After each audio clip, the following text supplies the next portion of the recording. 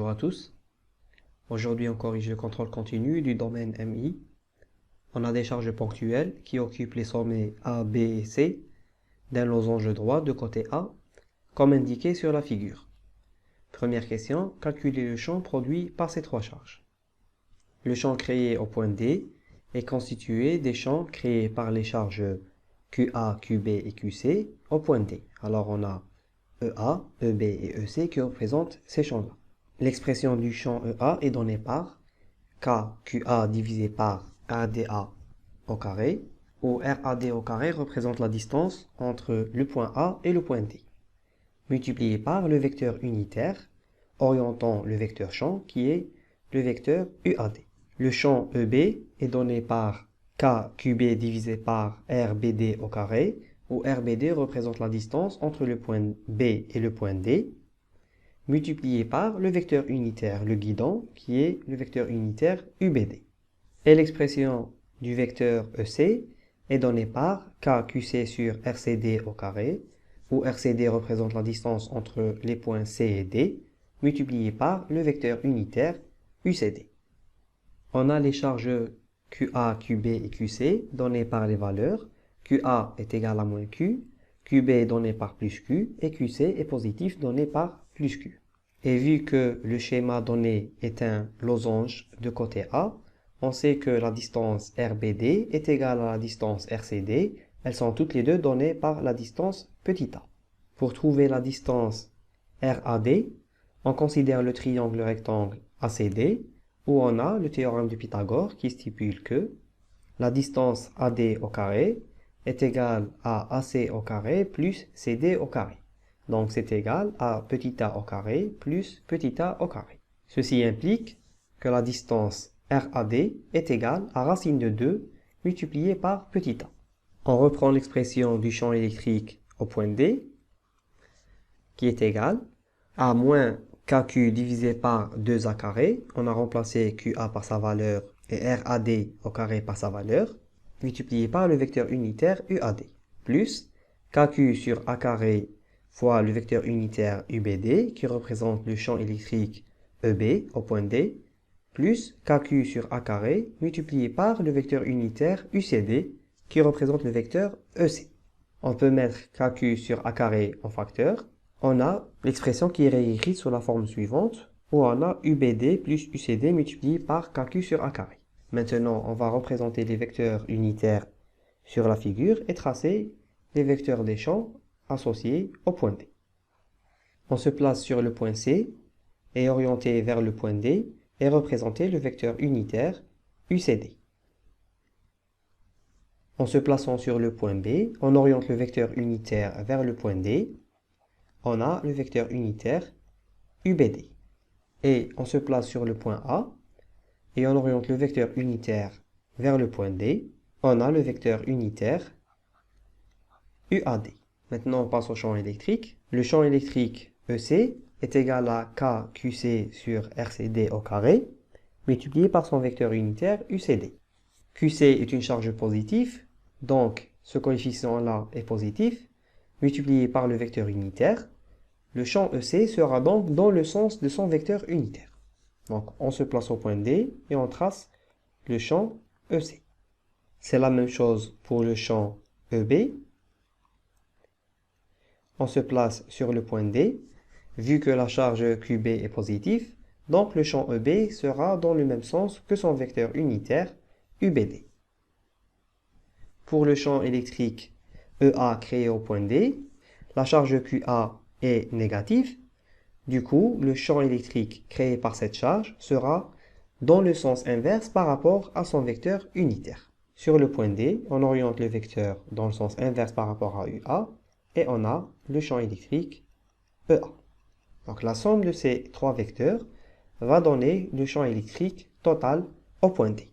En introduisant les vecteurs unitaires I et J, on peut faire une projection des vecteurs unitaires UAD, UBD et UCD sur la base IJ.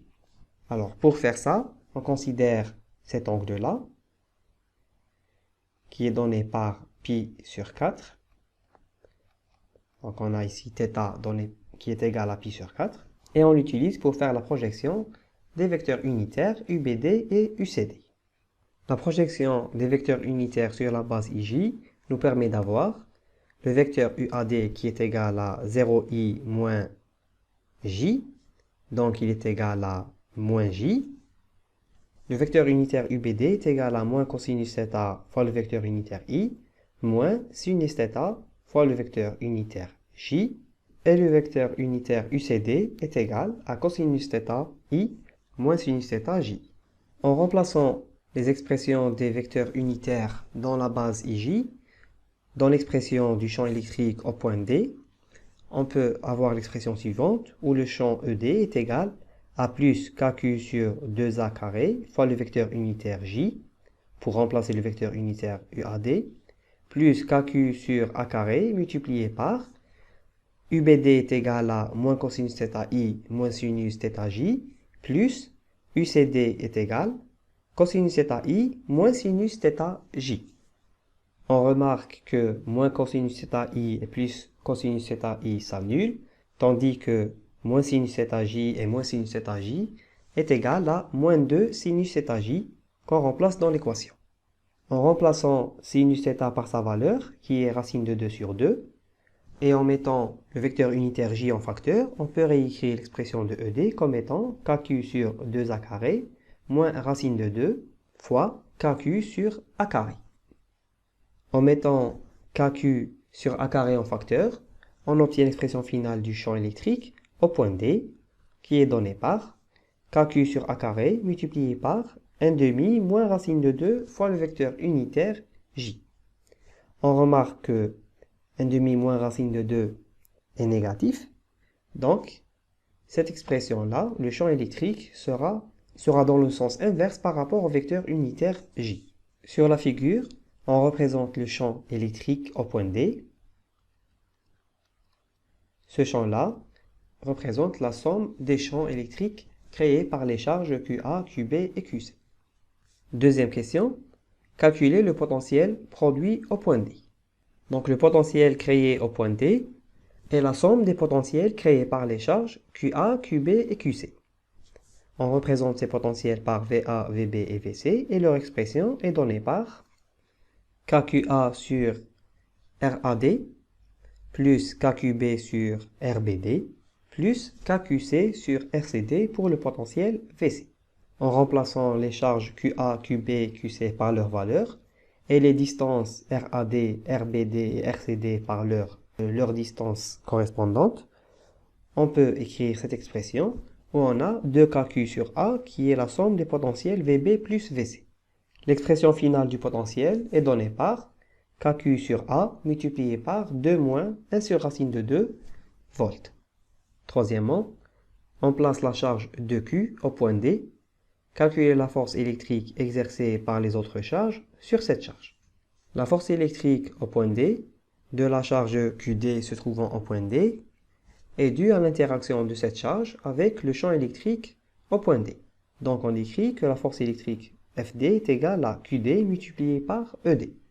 En remplaçant la charge QD par sa valeur et le champ ED par sa valeur déjà établie, on obtient FD qui est égal à 2Q multiplié par KQ sur A carré fois 1 sur 2 moins racine de 2 multiplié par le vecteur unitaire J. Donc la force est bien seulement sur l'axe OY suivant le champ électrique ED.